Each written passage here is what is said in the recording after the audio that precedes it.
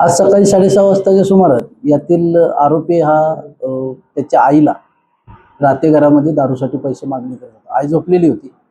Salokhe park दुसरी गल्ली या ठिकाणी हा प्रकार घडलेला आहे.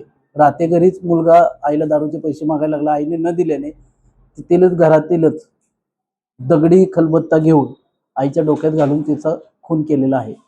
घटनास्थळी आम्ही स्वतः पोलीस निरीक्षक श्री सुशांत चव्हाण साहेब, डीवायएसपी श्री अप्पासू पवार साहेब हे तत्काळ आम्ही घटनास्थळी गेलो. घटनास्थळी पाहता सदरची आई ही जागेवर गतप्राण झाली होती. मयताचं नाव आहे सावित्री अरुण निकम आणि तिचा सावत्र मुलगा विजय अरुण निकम असा आहे.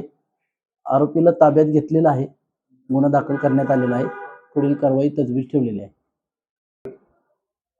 सकाळी आम्हाला डायल 112 वरून कॉल आला होता.